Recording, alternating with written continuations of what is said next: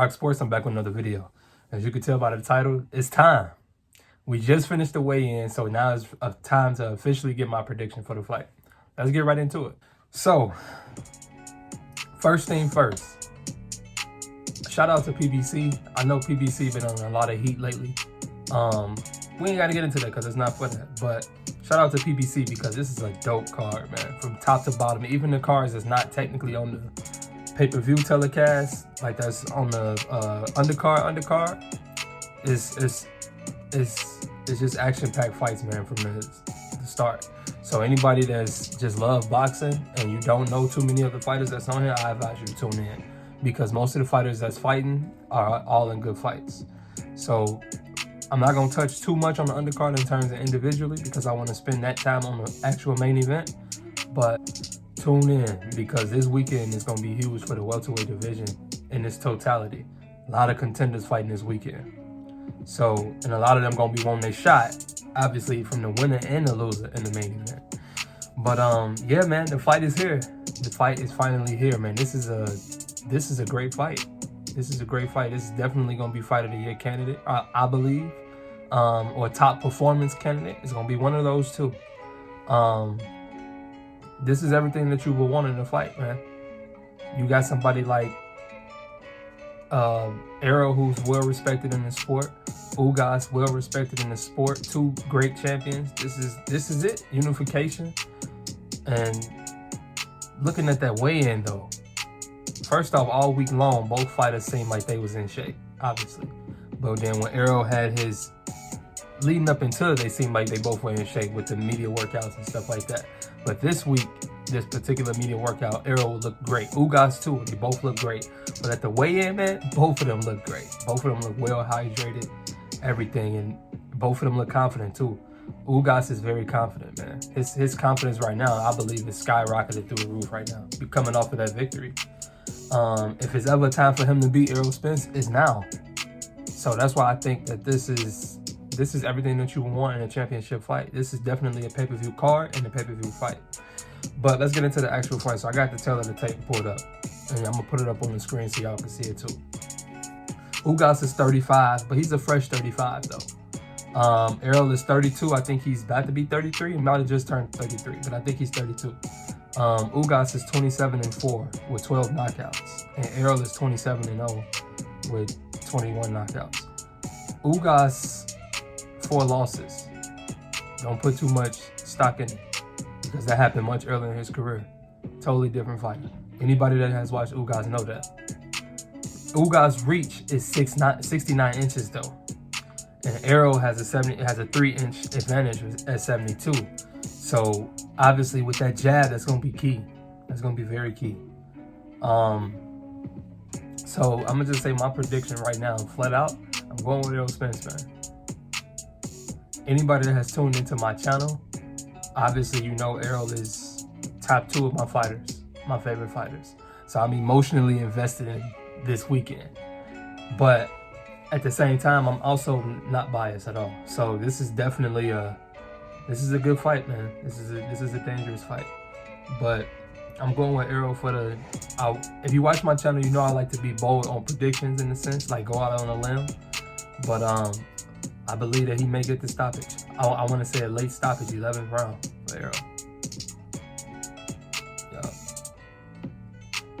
I feel like that's the safe pick. It's obviously decision, but I want to see him get that stoppage, so I'm gonna say stoppage.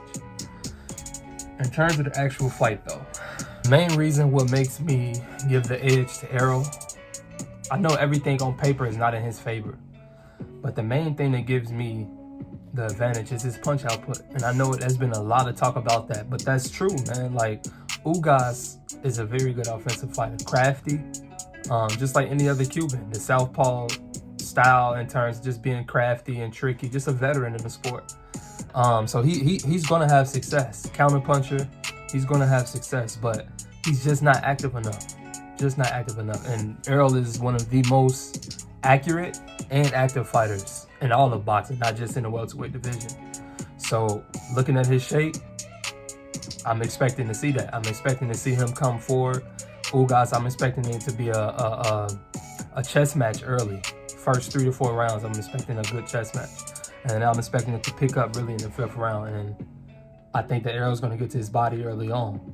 Ugas is definitely going to sneak in his uppercut, and his overhand right is the punches for Ugas that I know that he loves to throw, especially against southpaws.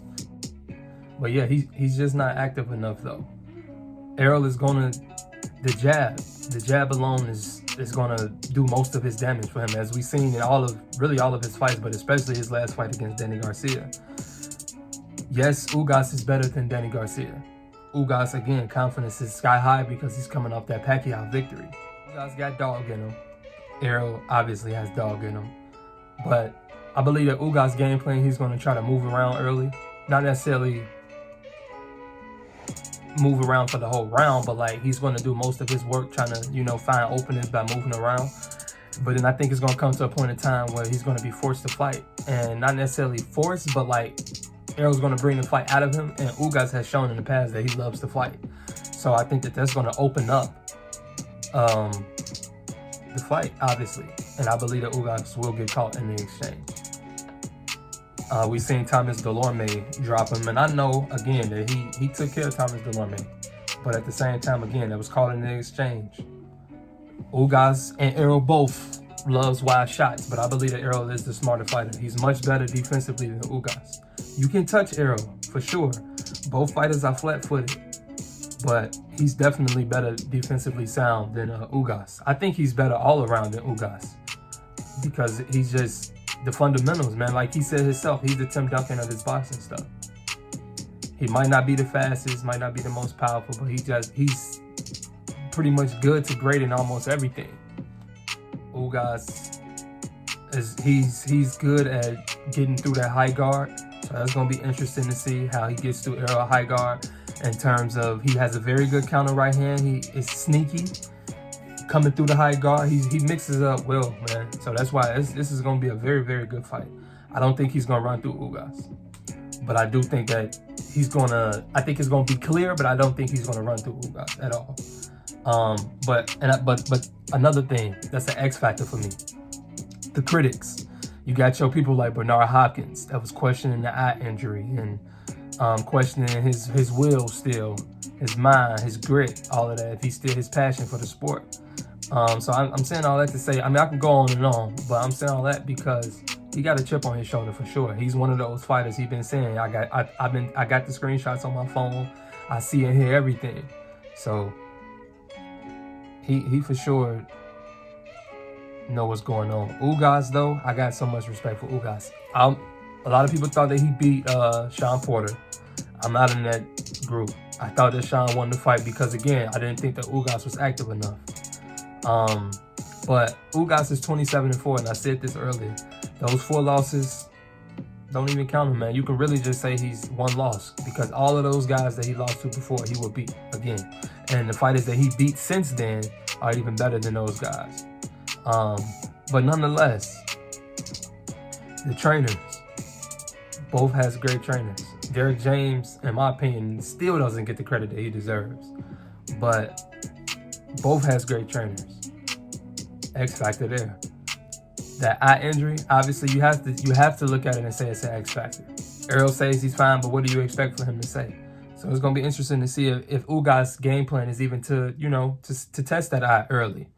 Errol has a nutritionist now. That's an X factor for me.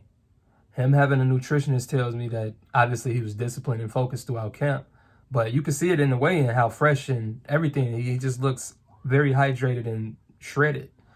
But he didn't kill himself to make weight. He always talked about how he had to lose so much weight coming up into fights. So that can only be a benefit for him. And then lastly, the sparring partners, man. A lot of people might not put much stock in this, but I am. His sparring partners, a couple of them, have been on the record talking about his power. I'm talking about Errol Spence. They talking about how he's hitting different. Some people even saying that it's the hardest he ever hit. He got the new strength and conditioning coach and obviously the nutritionist, all of that. But I believe that power is back. That knockout power is back. So that's why some just telling me, man, it's going to be a dominant performance. He at home expecting 35,000. It's about to be a great night. It's a great night overall for boxing. And if Ugas win this fight, I would not be upset. Obviously, Errol is one of my favorite fighters. I'm rooting for him. But I have so much respect for Ugas. So much respect. But I'm going with Errol Spence for the 11th round knockout. And yeah, that's what it is. After this, we won't Terrence Crawford. We won't Terrence Crawford. We as the boxing fan. I'm not saying we as the Errol Spence. But he said he won't Terrence Crawford too, so let's get it on. But we're ready for this fight, and that's what it is. This is RocSports. I'm checking out. All of my boxing, NFL, and NBA fans, like, share, and subscribe, man. Keep coming back. I'm going to be dropping more content.